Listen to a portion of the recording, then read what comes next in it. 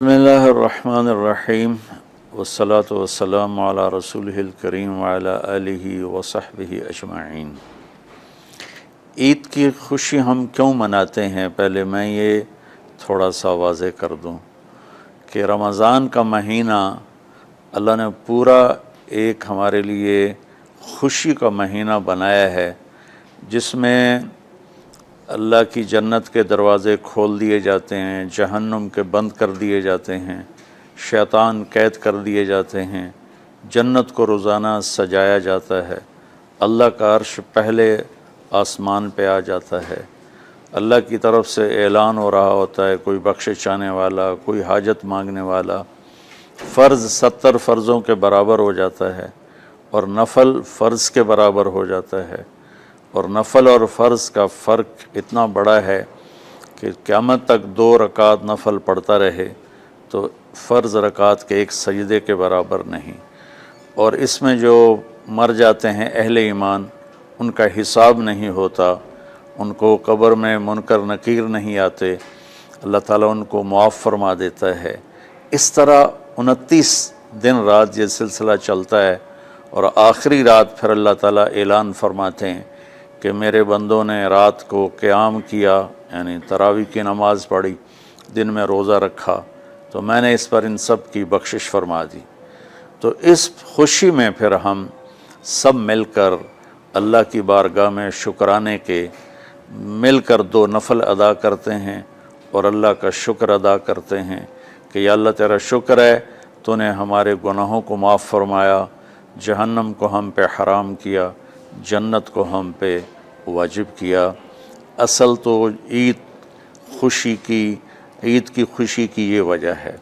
باقی جو اداسیاں ہیں، ڈپریشنیں ہیں، اس کی وجہ آپس کی محبتوں کا کم ہو جانا ہے، اور دنیا کی ایسی دوڑ جس نے اپنے آپ کو بھی بھلا دیا ہے، اور آپس کی نفرتیں ہیں، اور آپس کے بغض حسد ہیں، ان منفی جذبوں نے ہماری خوشیوں کو دھندلا دیا ہے، ورنہ رمضان کا ہر لمحہ خوشی کے لیے ہے، اور عید اس کی پیک ہے، اور پوری زندگی اللہ راضی ہو رہا ہو تو خوشی ہی خوشی ہے۔ ہمیں اپنے ملک سے، اپنی نسل سے آپس کی نفرتیں، حسد، بغض یہ مٹانے ہوں گے، تب جا کر ہمیں حقیقی خوشیاں حاصل ہوں گی۔ آپ عید کے لیے غسل فرماتے تھے اور اپنے کپڑوں میں سے اچھے کپڑے منتخب فرماتے تھے، اور فجر کی نماز کے بعد آپ اشراق نہیں پڑھتے تھے اس دن۔ باقی آپ کی ساری زندگی کا معمول تھا کہ فجر کے بعد آپ اشراق پڑھتے تھے، لیکن اس دن آپ اشراق نہیں پڑھتے تھے۔ غسل فرما کے پھر کچھ کھا کے، کوئی میٹھی چیز، کھجور ہی عام طور پر ہوتی تھی، کھجور کھا کے پھر آپ عیدگاہ کی طرف تشریف لے جاتے تھے، اور پہلے نماز پڑھاتے تھے، پھر خطبہ ہوتا تھا، اور اس کے بعد جس راستے سے آپ جاتے تھے اس راستے کو چھوڑ کر پھر اور راستے سے گھر واپس آتے تھے، پھر وفود سے ملاقات کرتے تھے، سرداروں سے، صحابہ سے ملاقات کرتے تھے، اس میں کچھ کھانوں کا اہتمام بھی ہوتا تھا۔ اس طرح ایک عام روٹین کی عید ہوتی تھی آپ کی، ملاقاتیں کرنا، کھانوں میں جانا، اور اچھے کپڑے پہننا، سب کو خوشی سے ملنا۔ یہ عید الفطر پر آپ کا یہ معمول تھا۔ اسلام جاوید بھائی 2 چیزوں کا مجموعہ ہے، ایک اللہ کا حق ہے جو عبادات کی شکل میں ہے، اور ایک اللہ کے بندوں کا حق ہے جو اخلاقیات اور معاملات اور معاشرت کی شکل میں ہے۔ یہ دونوں کمپلسری پیپر ہیں، دونوں لازمی پیپر ہیں، ان دونوں میں پاس ہونا ضروری ہے۔ میری نماز اچھی ہے لیکن میری دکان پہ جھوٹ ہے، تو نماز اس جھوٹ کی کمی کو پورا نہیں کر سکے گی۔ میری دکان پہ سچ ہے لیکن میں نماز نہیں پڑھتا، تو میرا یہ سچ بولنا میرے نماز کی کمی کو پورا نہیں کر سکتا۔ اللہ کے نبی نے دنیا سے جاتے ہوئے 2 لفظوں میں سارا دین بتا دیا تھا۔ جب آپ کے جانے کا وقت قریب تھا تو آپ 2 لفظ دہرا رہے تھے، الصلاۃ وما ملکت ایمانکم، میری امت میرے بعد ایک نماز نہ چھوڑنا، اور ایک امت کے غریب مسکین لوگوں سے، نوکر غلاموں سے اچھا سلوک کرنا، یہ دو الگ الگ ڈیمانڈ ہیں۔ جیسے پانی پینے سے روٹی کی کمی پوری نہیں ہو سکتی اور روٹی کھانے سے پانی کی کمی پوری نہیں ہو سکتی، یہ دونوں الگ چیزیں ہیں۔ اخلاق کو عبادت کی کمی پر نہیں کر سکتی، اور عبادت کی کمی اخلاق کو اور اخلاق کی کمی کو عبادت پورا نہیں کر سکتی۔ ان دونوں چیزوں میں پاس ہونا ضروری ہے، تب جا کر ایک معتدل معاشرہ وجود میں آتا ہے۔ پوری امت اس چیز کا شکار ہے، چونکہ جب بددیانتی اور جھوٹ اور ظلم عام ہو جاتا ہے تو پھر اس میں پورا معاشرہ ہی گناہگار اور مجرم بن جاتا ہے، صرف حکمرانوں کی بات نہیں رہتی۔ یہ تو ایک سوال کا جواب موسیٰ علیہ السلام کو اللہ نے دیا کہ اللہ تعالیٰ سے انہوں نے پوچھا، یا اللہ جب آپ راضی ہوتے ہیں تو اس کی کیا نشانی ہے؟ تو اللہ تعالیٰ نے فرمایا کہ میں بارشیں موقع پر دیتا ہوں، حکومت سمجھداروں کو دیتا ہوں، پیسہ میں سخیوں کو دیتا ہوں۔ تو پھر انہوں نے پوچھا جب آپ ناراض ہوتے ہیں تو اس کی کیا نشانی ہے؟ تو آپ نے فرمایا، اللہ تعالیٰ نے فرمایا کہ بارشیں بے موقع کرتا ہوں، حکومت نااہلوں کو دیتا ہوں، اور پیسہ میں بخیلوں کو دیتا ہوں۔ تو جب معاشرے میں عمومی بگاڑ پیدا ہوتا ہے تو اس کا اثر پھر اس شکل میں ظاہر ہوتا ہے، کبھی کسی اور شکل میں ظاہر ہوتا ہے۔ اس چیز کے مجرم نہ صرف حکمران ہیں، نہ صرف بخیل لوگ ہیں، بلکہ تمام طبقات امت کی اجتماعی کوتاہی میں یہ حالات اللہ کی طرف سے پیدا ہوتے ہیں۔ اس میں ہم سارے ہی ایک دوسرے کو مجرم ٹھہرانے کی بجائے اپنے اپنے گریبانوں میں جھانک کر دیکھیں کہ تجھے کیوں فکر ہے اے گل، دلے صد چاک بلبل کی، تو اپنے پیرہن کے چاک تو پہلے رفو کر لے، وفی انفسکم افلا تبصرون۔ ہر آدمی اپنے عیب دیکھے، اپنی کمیاں دیکھے اور انہیں دور کرنے کی وہ کوشش کرے، تو پھر ایک خوبصورت معاشرہ تشکیل پا سکتا ہے۔ کہ میں اس عید کے خوشی کے موقع پر اپنی قوم سے ہاتھ جوڑ کے اپیل کروں گا کہ جھوٹ بولنا چھوڑ دیں، دھوکہ دینا چھوڑ دیں اور ظلم کرنا چھوڑ دیں۔ مذہبی نفرت نے ہمیں تباہ کر دیا، سیاسی نفرت نے ہمیں تباہ کر دیا، صوبائی قومی نفرت نے ہمیں تباہ کر دیا، آپس کی رنجشوں کی نفرت نے ہمیں تباہ کر دیا۔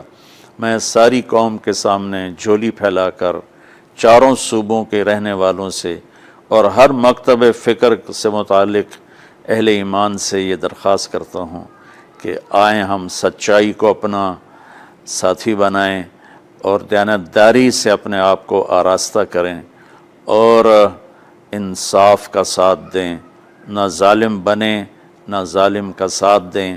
ایک حدیث سنا کے بات ختم کرتے ہیں۔ میرے نبی وضو فرما رہے تھے تو صحابہ آپ کے وضو کا پانی گرنے نہیں دے رہے تھے، نیچے سے لے کر کوئی پی رہا تھا، کوئی منہ پہ مل رہا تھا۔ تو آپ نے فرمایا ما یحملکم علی ھذا، یہ کیا کر رہے ہو؟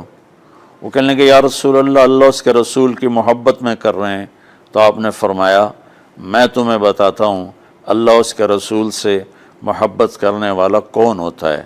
فَلْيُسْتِقِ الْحَدِيثَ اِذَا حَدَّثَ، اللہ رسول سے محبت کرنے والا وہ ہوتا ہے جو ہمیشہ سچ بولتا ہے۔ فَلْيُؤَدِّ الْأَمَانَةَ اِذَا تُؤْمِنَ، جو ہمیشہ امانت داری سے کام لیتا ہے، کبھی دھوکہ فراڈ نہیں کرتا۔ فَلْيُحْسِنْ جِوَارَ مَنْ جَاوَرَهُ، اور جو ہمیشہ اپنے پڑوسیوں کے ساتھ اچھا سلوک کرتا ہے، پڑوسی اپنے ہوں، غیر ہوں، مسلم ہوں، نان مسلم ہوں، وہ ان کے ساتھ اچھا سلوک کرتا ہے۔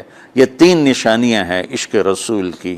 یہ تین باتیں میری قوم اپنا لے تو یہ اندھیرے اجالوں میں انشاءاللہ تبدیل ہو جائیں گی۔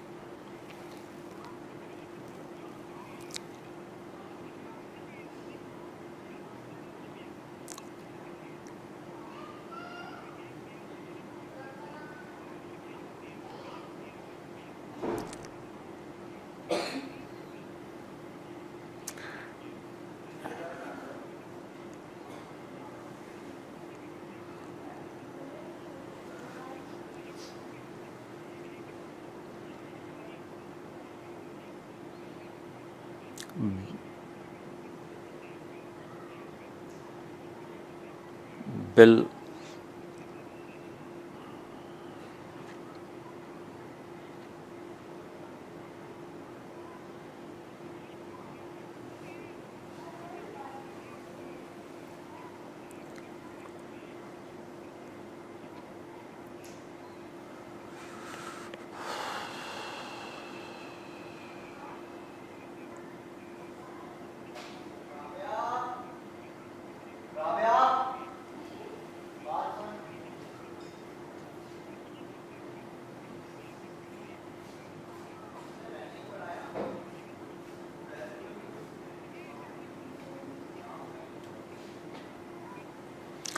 امید تو کبھی چھوڑنی نہیں چاہیے. جیسے دیکھیں مریض کے ساتھ ڈاکٹر آخری حد تک جان مارتا ہے، اس کی جان بچانے کی کوشش کرتا ہے، پھر باقی جس کے نصیب میں موت ہوتی ہے وہ مر جاتا ہے، لیکن ڈاکٹر کبھی بھی اس وجہ سے نہیں چھوڑ دیتا کہ یہ مر جائے گا. تو ہم اللہ کی رحمت سے بالکل نا امید نہ ہوں، مایوس نہ ہوں. مجھے اللہ کی ذات سے بہت امید ہے.